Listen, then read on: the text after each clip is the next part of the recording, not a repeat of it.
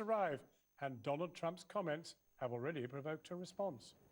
Well, we'll get to the politics in a minute, but there are happier events going on just behind me tonight after that rare moment of sporting history that really was once in a lifetime, as England snatched victory in the World Cup by the very thinnest of margins, watched by millions of people on free-to-air TV. Today it's been time for celebrations around the country, and in the last few minutes the victorious team arrived here in Downing Street for a special reception in their honour. For once in Theresa May's administration, being not out was something to celebrate. Here's our sports reporter, Jordan Jarrett-Bryan. England! Yesterday's moment of triumph for English cricket. This after an excruciating 30 minutes of viewing for the nation. It's taken in the deep Trent Boult. Catches, dropped catches. Oh, he's thrown it, he's got it! He's got it! It's six! Big sixes. Is it out of the ground? It is! And an incredibly rare moment of luck. They've got to run. They go to the other end. Oh, he gets in the way. This is going to go all the way to the boundary off the bat.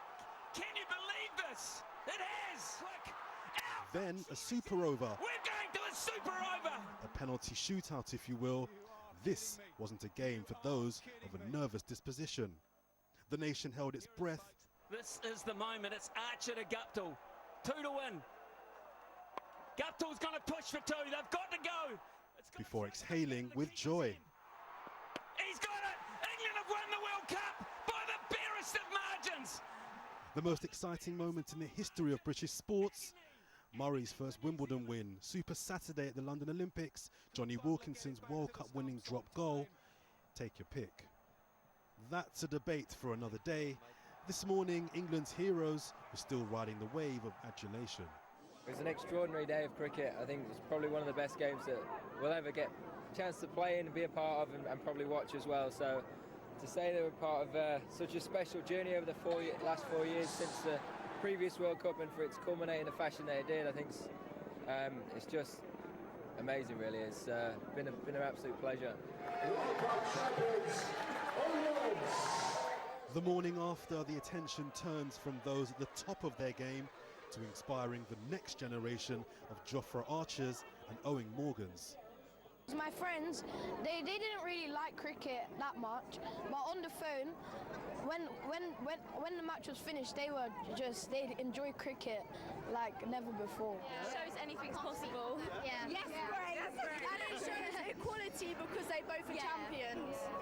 I think that because since England won yesterday, they were victorious and are determined to win. So I can see inspiration for girls and boys in the future.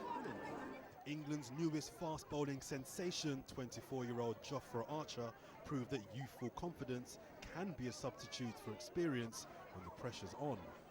I've been learning for them, so I was nervous.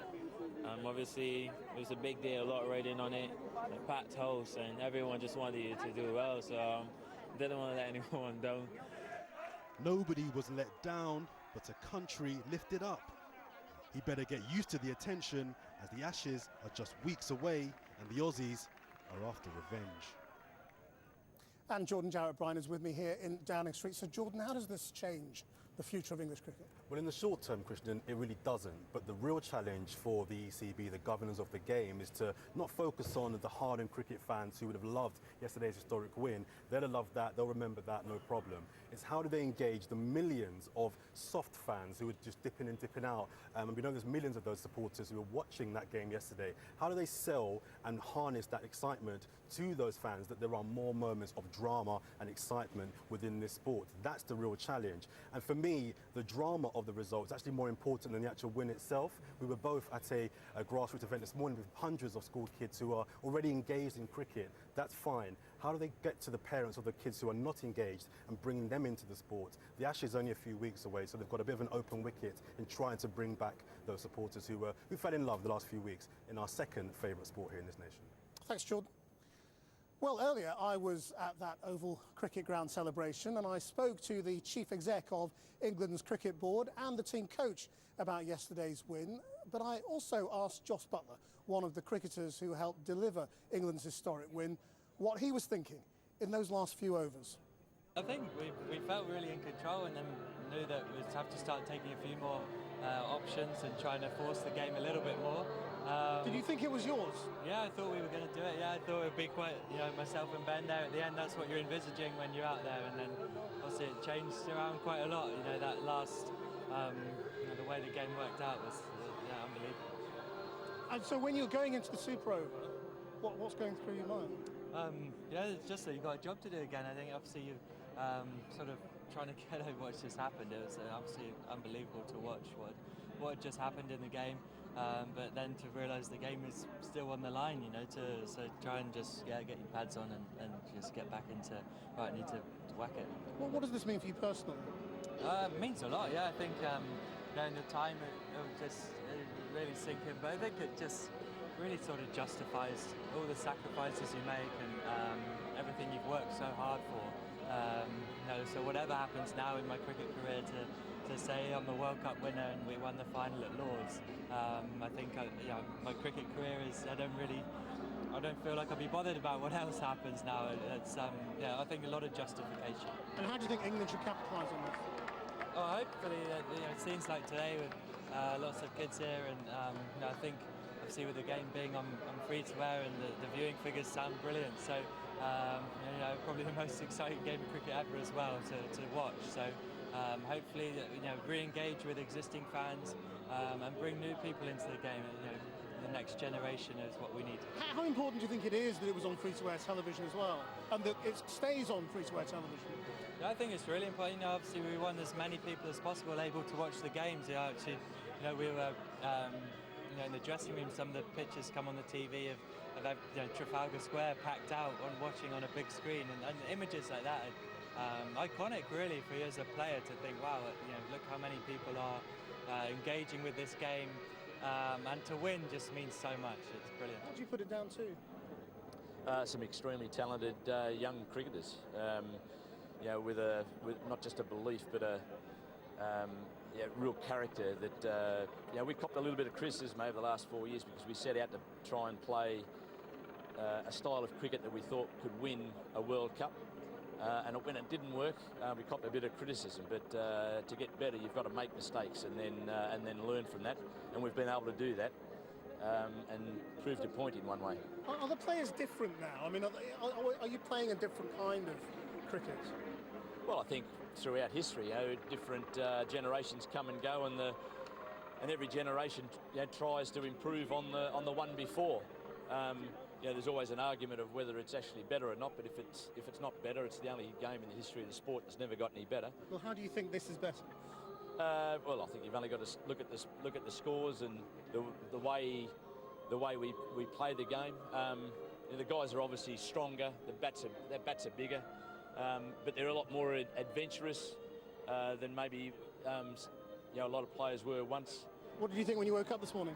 Well, it was, I had to pinch myself, I think, and to watch the highlights again just to make sure it did happen. But yeah, no, unbelievable. What a moment. What a moment for the game in this country and for this exceptional group of players. What does the moment actually mean, beyond the moment? Well, look, I think the reality is that it gives you an opportunity, doesn't it? It's a platform now. We won the World Cup with the women's team in 2017, and for the men to go and do it the way they did it, and this wonderful event we've hosted over the last 6.5 weeks in this country has really given us a platform to build on for next year and beyond. So the plan now is to capitalise on that, make sure that we take the opportunity to get more kids playing, to inspire a generation through this kind of event, through getting kids playing at schools, transforming the women and girls game, and really engaging with our South Asian communities around this country.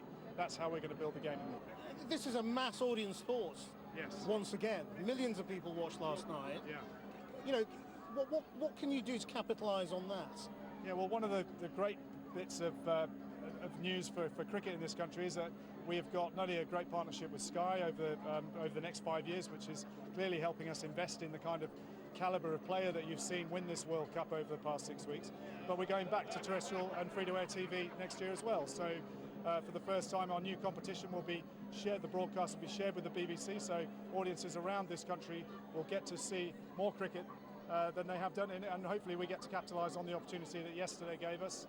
But yesterday, going on terrestrial television was sort of a bit of thinking on the spot. you could guarantee that in future contracts, couldn't you? You could make sure that always happens. Look, we've got proper balance in our media rights contracts, and it's something that we think long and hard about. I think we've got that balance absolutely right going into 2020 and beyond. Remember that new relationship starts next year. So we're very excited about that. We've got a brilliant plan to grow the game in this country, and now we've got the perfect moment to build those plans on. So it's exciting times for cricket in this country.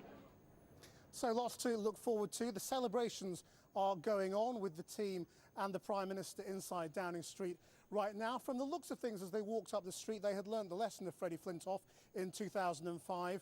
They all seemed remarkably and astonishingly, it has to be said, given what happened, sober. Back to you, John. Christian sober in Downing Street. Now, the environmental campaign group